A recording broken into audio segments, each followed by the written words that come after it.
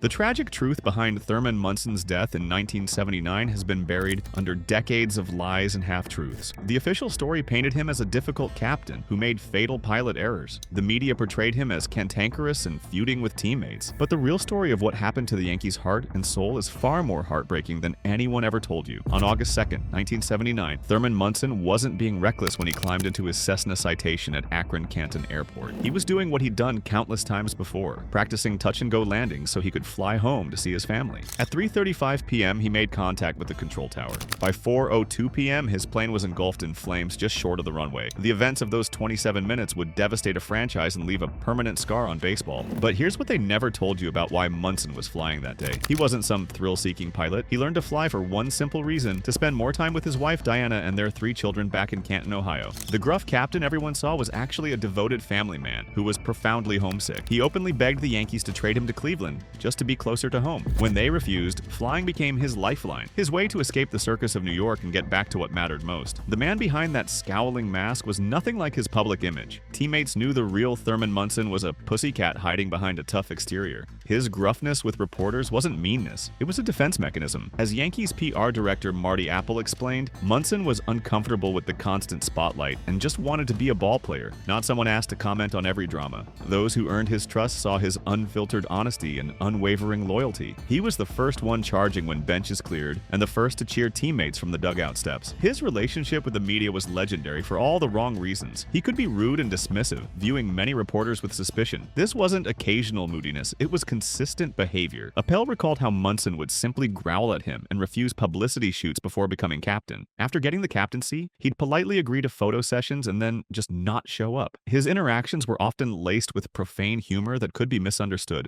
If you're discovering a side of this baseball legend you never knew existed, make sure you're subscribed because there's so much more to this incredible story. His frustration often came from feeling overlooked. He believed his defensive skills were consistently ignored compared to rivals like Carlton Fisk. "I guess the press doesn't like me," Munson once said. "In 1971, I made only one error all season but didn't win the fielding award." This sense of being slighted led to dramatic moments. After PR director Appel published stats showing Fisk leading Munson in assists, an angry Munson confronted him, calling it a stupid statistic. In the next game, Munson intentionally dropped 3/3 strikes, recovering each time to throw the batter out at first, padding his assist total. After the third one, he looked directly at Appel with a wide grin, proving the statistic was misleading. The story everyone knows about Munson centers on his legendary feud with Reggie Jackson, but even that's been twisted by the media. Yes, there was real conflict. When Jackson signed his massive 5-year, $2.9 million contract in 1976, it shattered Munson's verbal agreement with owner George Steinbrenner that he'd always be the highest-paid Yankee. Jackson even admitted later that Munson had encouraged Steinbrenner to sign him, expecting his own contract to be renegotiated upward in response. When Steinbrenner broke that promise, it poisoned everything before Jackson ever stepped in the clubhouse. Beyond money, it was a fundamental clash of styles. Munson embodied the old-school lunch-pail work ethic. He did the dirty work behind the plate and expected recognition through performance. Jackson arrived with brash swagger, keenly aware of his star power and unafraid to show it. This wasn't just two players clashing, it was two competing models of baseball stardom. Munson represented traditional team-first hierarchy where leadership came through tenure and grit. Jackson represented the new era of transcendent superstars, media-savvy personalities valued as much for headlines as home runs. The famous quote that defined their rivalry came from a 1977 Sport magazine interview, where Jackson allegedly called himself the straw that stirs the drink and dismissed Munson as insecure. The full quote was devastating. "You know, this team, it all flows from me. I'm the straw that stirs the drink. Maybe I should say me and Munson, but really he doesn't enter into it. He's being so damned insecure." I'll hear him telling some other writer that he wants it to be known that he's the captain of the team. Jackson has spent decades claiming he was misquoted or manipulated by writer Robert Ward. He insisted the writer prompted the analogy,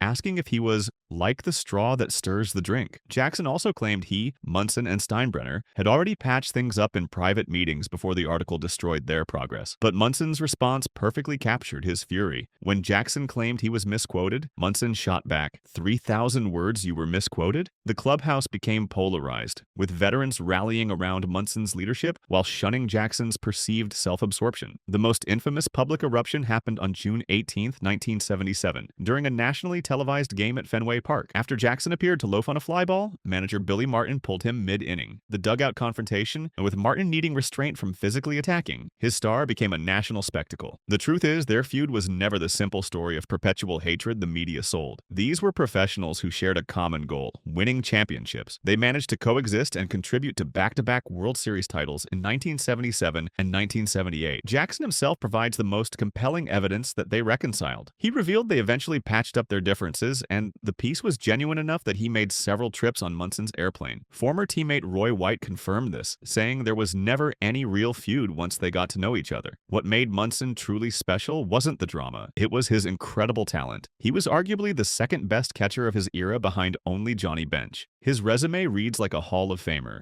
1970, Rookie of the Year, 1976, American League MVP, 7-time All-Star, and 3-time Gold Glove winner. He holds a distinction no other player in history can claim. He's the only person to be named a college baseball All-American and then win a Rookie of the Year award, an MVP award, a Gold Glove award, and a World Series championship in the majors. Munson built his legend in October. His career postseason batting average of .357 is simply phenomenal. He's the only catcher in MLB postseason history to record at least a .300 batting average, 20 RBIs, and 20 defensive caught stealings. While Johnny Bench hit .266 in the playoffs and Carlton Fisk hit .259, Munson dominated when it mattered most. His defensive skills were equally impressive, a 44.5% caught stealing percentage that ranked 11th all-time, surpassing even Bench. He caught 92.4% of complete games, the highest percentage ever, and had 9 consecutive seasons with over 1,000 innings caught. Modern statistics have only strengthened his case for the Hall of Fame. His career WWER of 46.0 is higher than 5 enshrined catchers, including Roy Campanella. Using advanced metrics like JAWS that balance peak performance with career length, Munson ranks 12th all-time among catchers, above 9 catchers already in Cooperstown. He's the highest-ranked eligible catcher not yet inducted. Now let's return to that tragic day and what really happened. The National Transportation Safety Board's investigation was thorough and unequivocal. The crash was caused by pilot error. On his final approach, Munson failed to extend his flaps, which help planes fly slower during landing. Compounding this, he let his airspeed drop dangerously low. When the plane began stalling, he failed to apply enough power to recover. He also didn't use his pre-landing checklist and used non-standard approach patterns. The human details are deeply tragic. Both passengers survived and desperately tried to pull Munson from the cockpit,